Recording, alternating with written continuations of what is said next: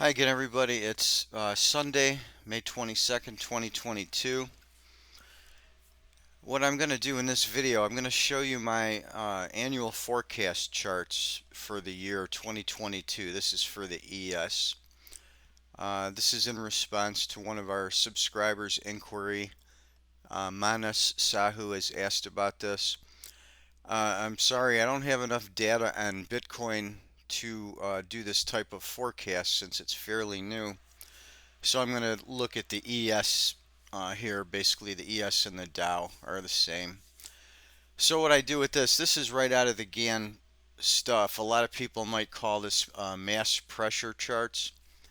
What Gann did, he looked at the decennial patterns and put them together to make a forecast with. So he'd look back 10 years. So for 2022, he'd look back at all the 2 years. He'd look 10 years, 20, 30, 40, 50, 60, 70, 80, 90, 100 years back. But I found from looking at this stuff for some time now that you have to experiment with. There's not one set pattern like, 10, 20, 30, 60, 80. You kind of have to take different combinations and put them together. And what I see matching this year, 2022, the best is the combination of the 20, 40, 60 composite. So these go back and take the data from 20, 40, and 60 years ago, and then we merge that data, and it gives us this forecast line.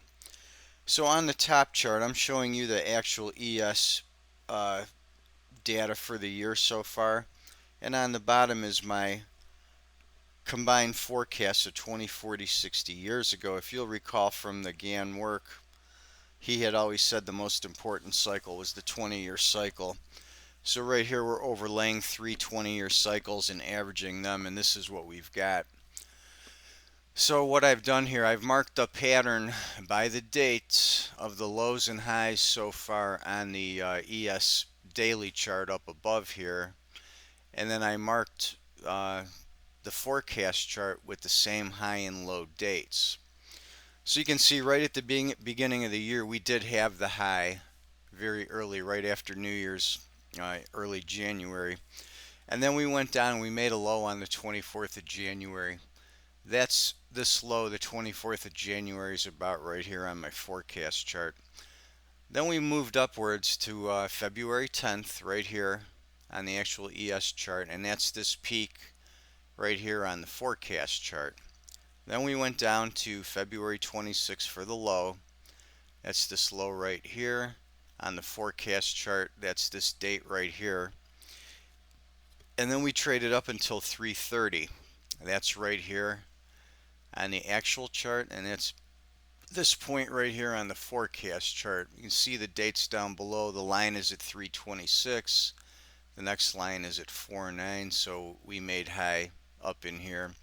And now we've got this long downdraft, and where we are right now, this thing is going down. It makes a low in late June, maybe beginning of July. We're going to get a bounce up for about 2 weeks, and then we're going to roll down until the late part of July before we start to trend up for the rest of the year.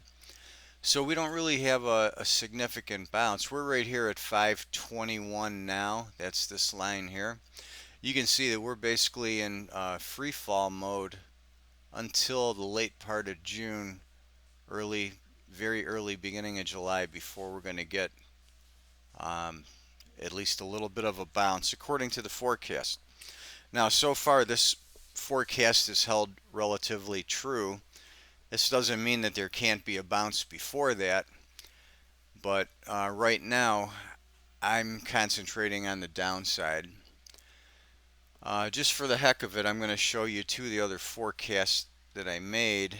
They weren't as accurate as this one. This one shows the 10, 20, 30 composite. You can see at the beginning of the year it showed an uptrend until about mid-March. That didn't happen, so I put that one aside early on.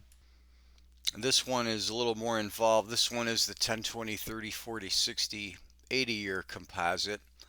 You can see it made the high early January. It started down and then made it was basically flat until it got into late March, early April, and then it started to trek downward. But you can see that this downward pattern is prominent in the 2 years going back.